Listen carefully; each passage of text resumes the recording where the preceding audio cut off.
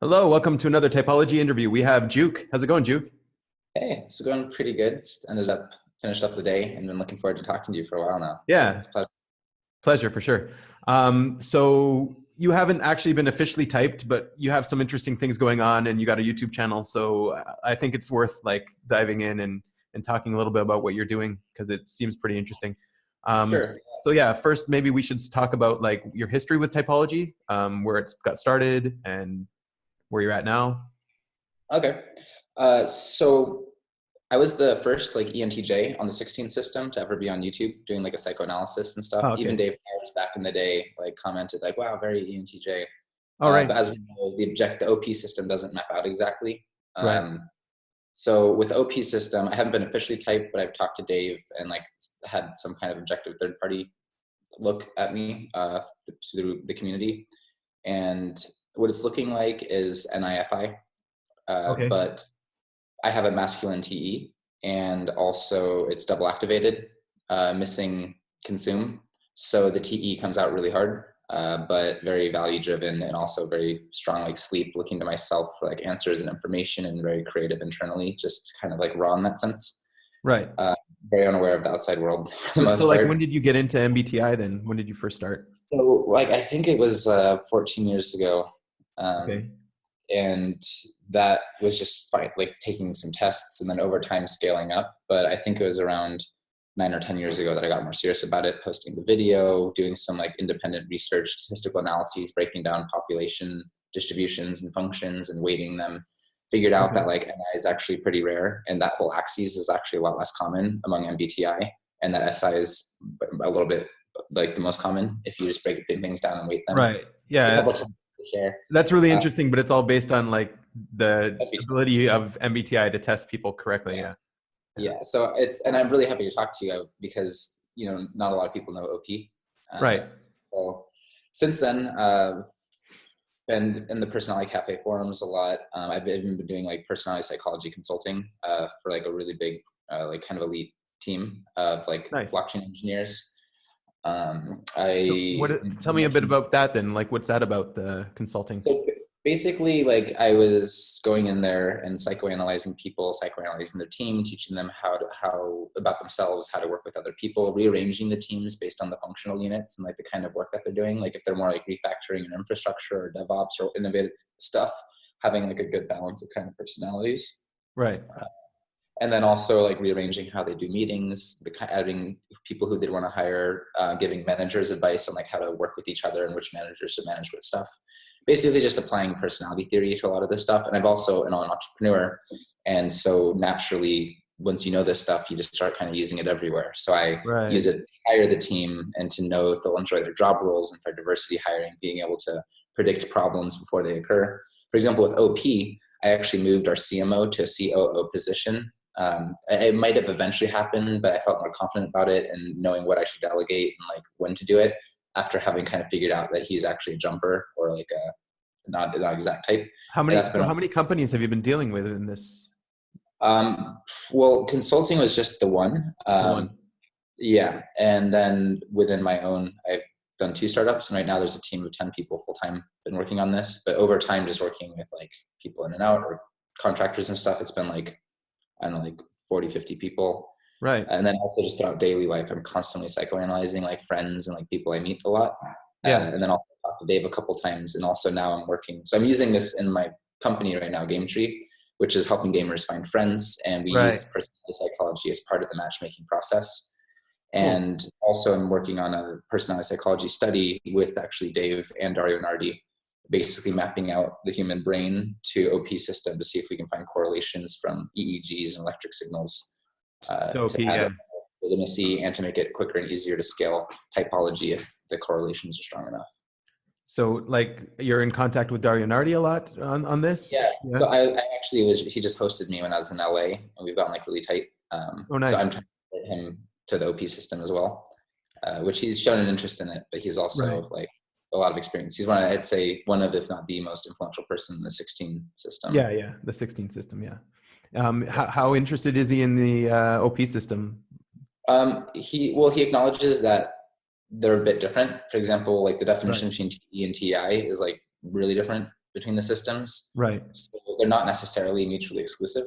But I think that he understands, like, through me, that maybe OP is like a little bit deeper, but it's a whole lot more to learn as well. Right. Yeah. But he's interested, and he's like, he wouldn't agree to the study, for example, if he wasn't. Yeah. And then also getting him on board also to work with Game Tree as well as a psychologist. Oh, nice. Cool. So yeah, tell me a little bit about Game Tree and how it started and stuff like that. Okay, so Game Tree is an iOS, web, and Android app that's live now. I moved from San Francisco here to Kiev, Ukraine 3 years ago to start this, because this is a lot easier place to bootstrap, to get something off the ground. And now it's got 75,000 people, and it's been almost all organic growth. Oh, so wow. I'm actually going to be leaving soon to kind of help grow this a bit more in, like, maybe Los Angeles or somewhere more Western, where it's easier to do that kind of growth and meet the right people. And it's essentially about helping people discover friends is the main thing. But we also do game recommendations, news, personalized news feed, and helping people coordinate games and discover events. And the bigger picture, what really drives me is I want to build a personalized search engine based on your unique psychology. So if you're looking for a role model, like, we could say, hey, here's people with the same strengths and weaknesses as you. All their advice is going to be really good. Here's the roadmap. You just follow this and you're going to, like, have a good life. Or if you want recommendations for like diet or exercise, all sorts of stuff. And then even to include physiological data, DNA data eventually, and to basically have this database and allow people to build a system of applications around it. So if you're looking for, like, that app to, like, find like roommates or jobs or, like, whatever it is, basically being able to scale and create a central database for the work that Shave are working on, that we're kind of like poking at from the periphery as well. Right. So do you need to be officially typed in order to get in on this app, or you also have a system of typing to? So we're using the 16 system on the app on the front end, and right now the back end is all just individual answers to questions and machine learning. We also have a gamer DNA test. So it's a really good app for finding gamer friends. Like, we're #1 on Google for a lot of terms around that. Okay. And it's a good starting point, because if you know what somebody does for fun, that's a really good insight into their psychology. People tend to, like, use their like first 3 functions, definitely not their 4th, for like the things that they'll naturally want to do in a state of rest. Right. Also, maybe their third animal. Yeah, that's what I meant, is the third animal. And functions. Yeah. Awesome. Really cool. Then you also have, like, 2 YouTube channels that you're running. Oh yeah. So there's the Game Tree channel, and that's been running for a couple of years now. We have videos on, like, the 16 types, which I think are pretty good breakdowns, but it doesn't expand to, like, 32 types. Recently did a video, though, explaining the 16 to 32 system of how you can have double introvert or double extroverted lead functions. Right. And I think I caught that one. Yeah, and for viewers, or if you haven't, or you saw it, like, I really like the diagrams models that we use to explain it, because if you're visually inclined, or you just, like, want to know it for sure, like, I think we did a good job breaking out, like, visually how these, like, extroverted and introverted judging and perceiving functions work. Right. Or just type and observer functions. And then also we have other stuff, like we invented a gamer DNA model. I've, like, done some interviews, stuff on, like, how to apply this. We actually have a video coming out on how to build a perfect team according to personality psychology. So that'll be out soon. So there's all sorts of stuff around that that's especially geared towards personality psychology, and, like, with a slight overlap. Right. I'm just talking to you, like, getting a baseline. You got a lot of N coming out, because, like, a lot of the stuff that you're trying to do isn't like verified in the sensory yet. So yeah. Like saying a perfect team is like, well, how do you know what's perfect, sort of thing? Yeah. Well, one thing is you can theory craft it. One of the biggest points is it's impossible to build, because you're never going to find the right people. Even if you do find the right people, they're probably not the best choice, because they might not be evolved enough, or, like, so it's more about like figuring out what are your needs and positioning from where you're at, and also kind of, like, build around, but it gives a good framework and some considerations around that. And since I've been focused on the psychology for so long and done the consulting and run, like, startups, I just have a lot of experience actually just seeing it at play. Yeah. Awesome. Sounds cool. Okay. So let's dive into your functions a bit. So your lead N, I noticed you were a double decider, because I saw, like, this one video of you where you were, like, having a face tattoo, and you just experimenting how people react to the face tattoo. And that's just not something I think an EJ or an IP would ever do. I think you're right. Yeah. You maybe even mad if someone else did that. Right. And then I also noticed you were doing a lot of like back and forth, like characters, where you're talking to yourself with characters and stuff. And that's also Oh, something that classic double deciders are doing. Yeah. yeah, Yeah. true that. Yeah, so I'm probably an IFI. And also the TE in me is really strong. So that Yeah. would explain it not being a demon, but actually just being a third function. Okay. And tell me a little bit about how you plan, like how structured your plans are and how you would abandon a plan. So in general, it's pretty easy for me to start things like projects, in Right. that I feel like the NI, you organize the patterns and you can get really confident about what it is. Right. Whereas like you can just like almost like cut out things that either that like don't contribute to the idea or that are irrelevant. So you just end up with this core, and then combined with FITE access, especially FI, you can really value it. So it's easy to start projects. But a problem is that one, over researching, trying to do things like perfectly and optimize too much. Everybody says they have this problem, but like, for example, I just did a stream yesterday, and like at the suggestion of an ISFP friend, and he just sort of like wants to overthink it a little bit, but kind of just at the end just gets down to doing it and hasn't actually spent the time to go out and like optimize how can you stream this to multiple platforms at the same time, which one's actually the best. And I started to realize that I was wanting to like doing all the research and digging into all this stuff, and then I was losing the momentum to actually ever do it. So something I notice is that I tend to overplan a lot and often not even do the thing, but I don't Um, have trouble starting stuff at the same time in a weird way. Uh, right. like, for example, I initiate a lot of projects, but not all of them get finished. Or a lot of times when it comes to more execution, I don't mind the planning, but the execution I'll kind of like undervalue. Undervalue, like carrying it out to the end. Not So just the end, but even like, for example, I'll think of like a marketing strategy. We'll build all the infrastructure for it, and then I'll delegate it to someone without like checking up on it too much, or like helping with it as much. So when you're making a plan, are you more trying to make a plan to guide you to success or to eliminate failures? Success, I think. Yeah. Um, Okay. Eliminating failures, I should probably be doing more. Right. But I'm thinking from like risk aversion points of view and like risk Right. analysis. I'm thinking more from like strategic, like what's a So good one. that sounds right there more like a masculine NI. Just if you want to Okay, from yeah. I assume that might be the case. So that's the one I'm Right. figuring for you guys is if Yeah. it's Your TE. Tell me, like, are you more interested in what's true or what works, or are they the same in your eyes? um I think if are you talking, well, I guess yes and no. Like in one way, those kind of seem like synonyms, but on the other end, there are like realists and idealists, and I think a lot of like, for example, practical people, they'll just take something that works and just apply it. Whereas, for example, I have a bias to want to try things a new way, or to not, or to devalue the known path if it's not as Right. interesting, or if there's not as big of an upside as I can imagine on something new. Does that answer the question? No. Are like so like you're still saying you want to create something new that works, right? Yeah, Um, do you see that what works is true, or do you see that truth is something separate than what works? I see. I guess I'll try to answer that again, but I don't know if I'll Right. do it. So I have a bias to do things that I think are a good idea without checking the market enough. Like I'll think of Yeah. something See. and I think Yeah. this is really cool. I'll still have but I'll still have very much application for the tribe in mind. But I don't look to the tribe for deciding whether it is or following up. It's more like I just like care about the tribe, and like pretty ruthless about like actually getting things done, but not as ruthless about making sure they're actually like exactly the market.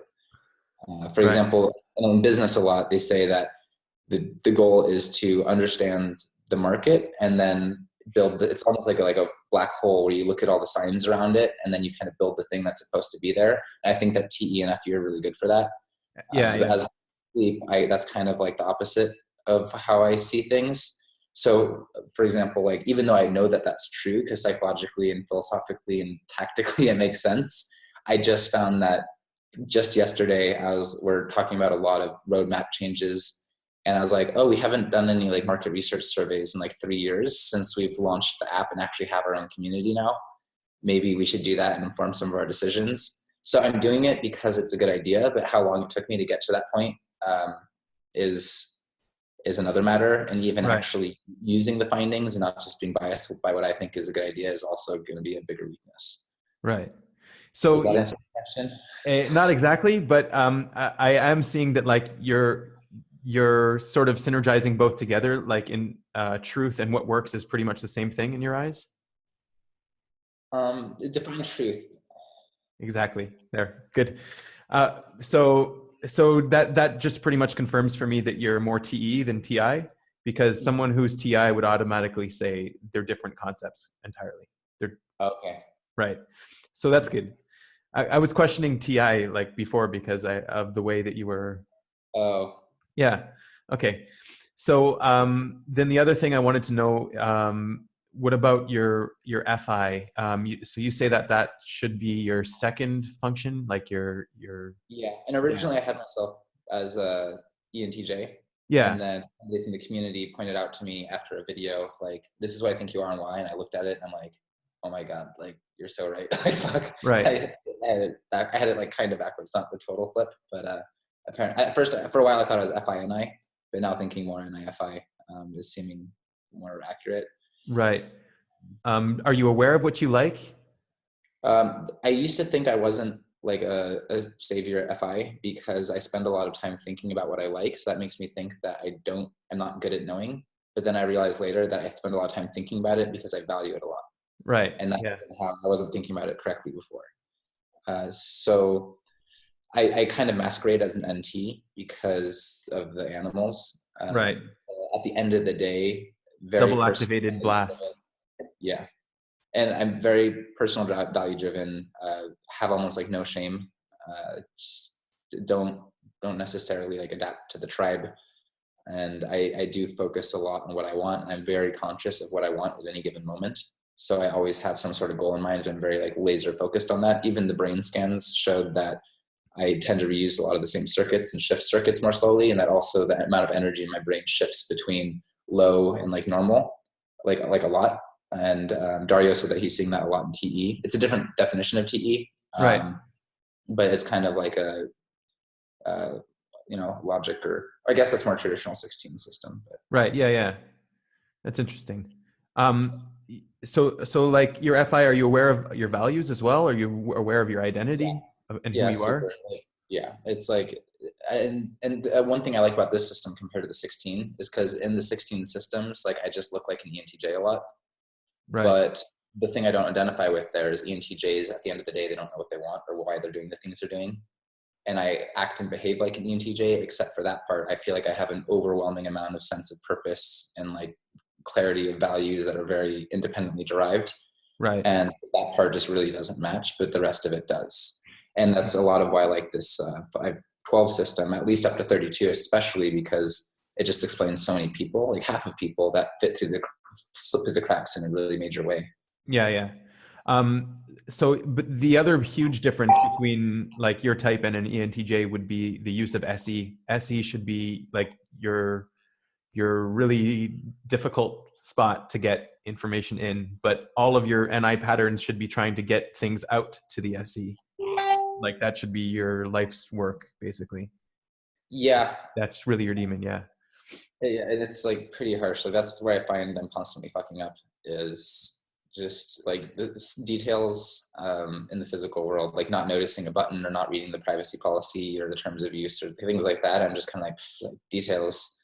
Wait, And who reads the terms of use? I mean, like, for example, like just this happens like all the time, from like booking the wrong tickets and flights and like whatever, Right. like just so often just like not reading like a line of text that I think is unimportant and that I already like get it or I'm used to it, and then I'm just like screwed over it by it like consistently. Yeah. I can cite so many examples, but it's so bad to the point where like I'm tired enough of it that I'm like going on a hero's journey.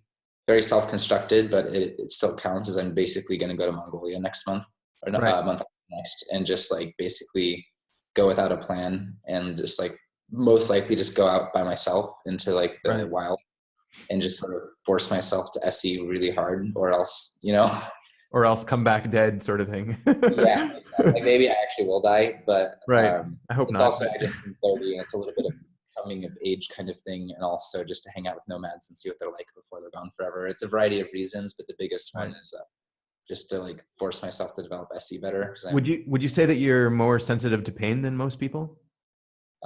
Yes, in that I'm like more fragile. Like I have a kind of more fragile body build, but no, in that I don't like care that much about the physical. So, or I can kind of override it with willpower. But I would say a little bit more sensitive. Yeah. Yeah. Um, what about dealing with crisis situations and things like that, like the moment? Are you good at that, or you'd rather have a plan and deal with things before they come I up? tend to handle things on the fly. I think more so than most NIFIs. Right. I can improvise fairly decently, and I don't like to overplan. I love strategic planning and like kind of the NI planning, but when it comes to actually like details or a lot of like contingencies, then I trust myself to just kind of throw myself out there. Like I'm good at giving speeches or being impromptu or being able to just talk. Blast. Yeah. Yeah, to blast. It's it is something also that I've been practicing a bit. So I think that also biases to add to it. Mm-hmm. I don't think that I'm as good at like improvising without goals in mind, but I can improvise without a lot of knowledge though. Have you ever had any like technical problems with like the app that you have, like the whole thing crashed or people weren't able to log on or things like that? Oh, of course, yeah. And how were you out dealing with that? How did you deal with that? So I'm curious if I'm curious how other people would answer too, but I'm really good at crises situations. For Okay. example, even physically, if there's something dangerous in my environment, I keep a super cool head. Maybe that's actually a drawback, but it's almost like I make like the perfect choice, or time stops and I can think in like really fast paced, life threatening situations. Okay. So that's sort of weird. But I don't know if that's typical of NIFIs. Um, yeah, I don't know either. But like, do you get really angry at technology and stuff when it doesn't work? Or Yeah, I hate when systems are dysfunctional. Like I'm dealing with we have a subsidiary company in Poland, and it like causes me like physical pain, like how much obtuse work and accountability is. Like for example, to get like if you're at a restaurant and you want a business expense something, you literally have to fill out an invoice from the restaurant, and that could like take a bunch of time, and it's like extra like paperwork, and like oftentimes it's not even worth like the price that you'd save on like taxes or something to like wait that long. So it's these systems that are kind of like out of control that really bother me, or when like things are dysfunctional or waste time. will you more rage when like things go wrong, or will you more like just get winded and just I I don't know. never lose my temper, Right. uh, but I feel frustration like more easily than other emotions. Right. I gotcha. Cool. So what about like being conscious of your surroundings and no, no. There's certain things I'm selectively like looking for, and then I'll notice those. Uh, but in general, like if it's not something that I currently have in mind or isn't one of a select few things, it's just completely oblivious. Like I Right. could be walking down the street and somebody's walking around in like the chicken suit or the gorilla suit or whatever, and like I'm like gonna be one of the last people to notice them. Two lead introverted functions and missing consume. Right. And yeah, like it's like I'm pretty oblivious, and especially that's something I ask people a lot when I'm typing them is like, how aware are you of your physical environment? Right. And I think I'm at the end of the spectrum where it's like not aware. It's But well, if it is my goal to look for something in the physical world enough, right. value something enough to find it, I can do that. Right. For example, if I'm in a social situation, I want to be aware of people's like body language. If I'm actually thinking or focused on that, I can be. But I'm not. If you tell me to close my eyes and tell me about the other people in the restaurant, like I'm not going to know who like anybody is or what they're wearing. How self-aware do you think you are of your own processes and everything that's going on Um, with you? Very highly self-aware. On the brain imaging, it showed that nonstop. On two imagings, I had this part of the brain active, which which bridges left and right hemisphere. So that's like 100% on for me. And also like a top of the brain's about like kind of drive, and that's also like abnormally high in me. I don't know if that's like a TE combined, or like that, if that's kind of a TE thing, or if that is even explainable in OP. Right. But I would say there's a high level of awareness. Obviously not perfect, but I tend to yeah, I'd just say be self-aware. Right. And that consume last, like what kind of struggles have you had in your life because of it? Oh, um, School, maybe? I don't know. school, yeah, I almost never study. I'll, if anything, cram last second. I noticed that I spend more time like strategizing which books to read, what I value, like how good is this, and like kind of theorizing around it. I spend like as much time researching what to consume as actually consuming, and I almost never finish books. Hmm. I oftentimes will like not, I know the value, especially nowadays with Google, of like Googling stuff before like deciding stuff. And especially as somebody who's computer programmer, like not actively right now, but that's a really important thing to do. And I tell people to do that, but I don't do it as much as I should, like in some other areas of life where as often as I should. Right. Yeah. And I also find that I tend to not have as strong of a plethora of interests. Like I'm intellectually curious, but after learning as demon consume, missing consume, I became more aware of how much I actually just care about a few subjects and diving deep into those and not really like Right. actually. That's also the NI as well. Yeah. Yeah. And yeah, so like I kind of didn't think that because like, you know, in astrology or whatever, you can always identify with everything. But when Right. somebody pointed out objectively to me, as looking back at with like kind of the fog cleaned off the glasses, and I'm like, Yeah. I really don't pay attention to a broad amount of stuff. I'm also a little bit like resistant to learning, which I wouldn't have said before. But for example, let's say there's a task to like say I'm emailing a tons of people and like some sort of sales cycle. I'm more prone to like manually do it, and that rather than like learn how to do it a new way if it'll save me like 5% of time. Whereas other people will value learning something new, or they understand that it saves at least a little bit of time, so it's worth doing. But I'm like, like no, like I'll Right. do it. But What, also leads to I highly value efficiency because I don't like spending energy, and maybe that yeah. ties it Yeah. I a was just going little. to ask about how aware are you of your energy level and what you're going to expend your energy on and that sort of thing. Yeah, it's a problem as well. A last thing about consume too is I enjoy talking more than listening. Right. And oftentimes when somebody's talking, I'll get lost in like deep thought about some like it'll like take me somewhere like deep that I'm like, oh wow, like this is like important, and it's like, and then but I still care what people are saying, so I'll ask them to repeat. But it's harder for me to like maintain focus in like the physical world or in real time. Yeah. I get that. So Um, okay. what about like energy? How aware are you about the energy you're expending at any given point in time? I don't like working out. Like I kind Okay. of hate physical activities for the most part, unless they're like really strategic or tactical activities. For example, like squash or martial arts or paintball. Those things, like I feel like there's a lot of strategy and tactics in. So that'll Right. compensate for not liking exercise, where I kind of forget about the exercise. But I've been going to the gym a lot and I really hate it. I kind of do it anyways because I value the effects of it.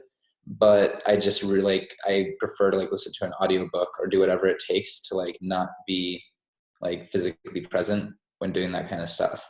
So who decorated your house behind you in that?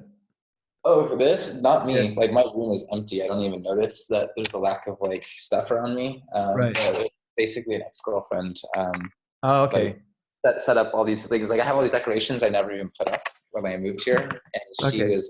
she was FESE, so she's hanging all this stuff up. Nice. Okay. Just wanted to ask. What about your energy levels during the day? Like, are you a morning person, a night person, afternoon Um, person? I'd say like middle. Um, I have a tendency to want to stay up, like not want to go to bed, Yeah. but I tend to actually be most awake in the morning. Like I don't need coffee. I wake up and I'm like super alert, and that's when I get my most productive work done. But I also like don't like going to bed or don't like sleeping that much. I just value like getting. Maybe I just am so driven, or I just want to get some stuff done or learn things, or I'm passionate about hobbies. I don't know what it is, but I just like don't value time sleeping, even though I try to make sure I get. Um, hold on one second.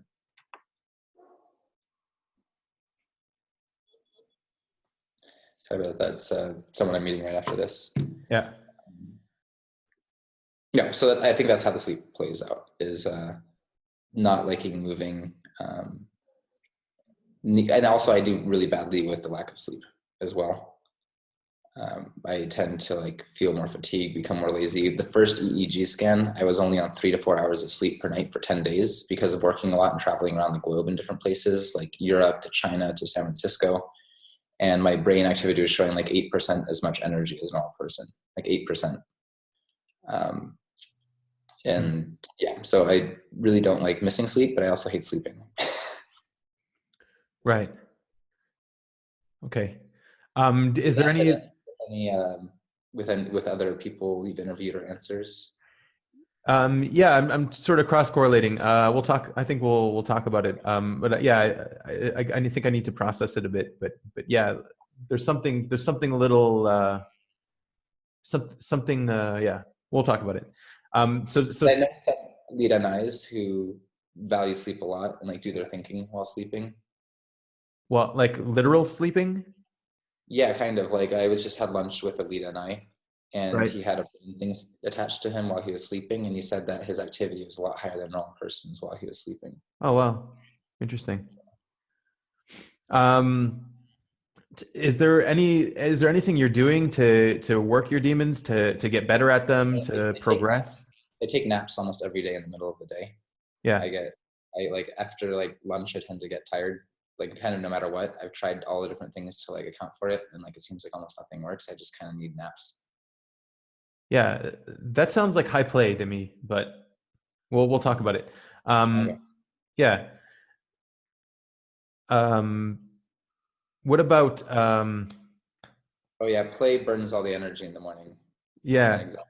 Does. yeah. So tell me, what about your I just asked the question. Your demons. How are you working your demons? How are you like working your SE, working your consume, getting better at them? Um, SE is like for example the Mongolia trip, going there to force Yeah. that.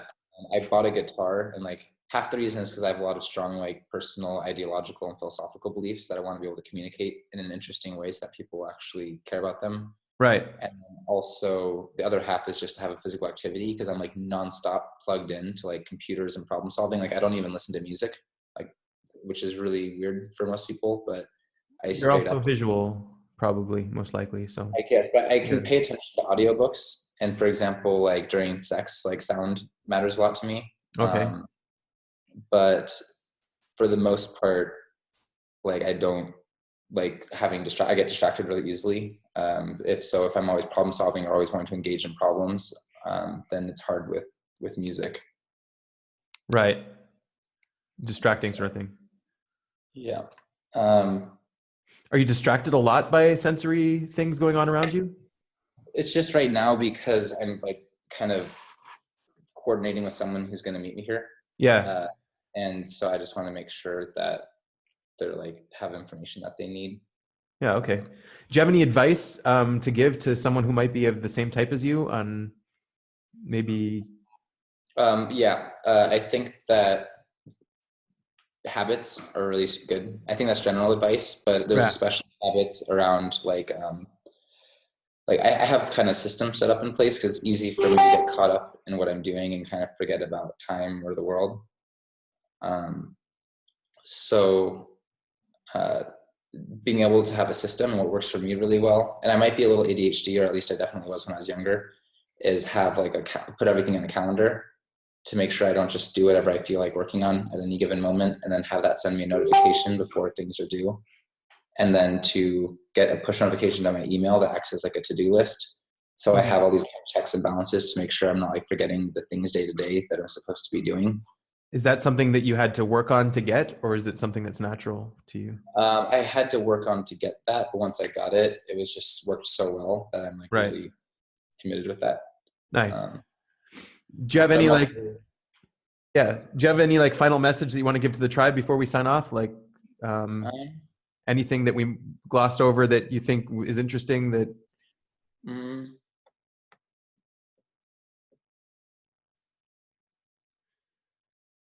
peacocking is real. yeah. Yeah, like if you go on my Facebook from like when I was younger, Right. it's like showing off like partying or like being outdoors and stuff like that. SF Um, peacocking, it sounds like. yeah, even though I really don't like clubs, I'm not like the worst in those sorts of environments, but I hate Right. having all the stimulation around me.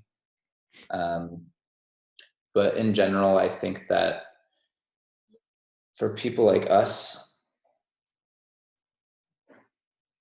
it's hard for me to think of personal advice. I just keep Yeah. wanting to go to general Cool. stuff.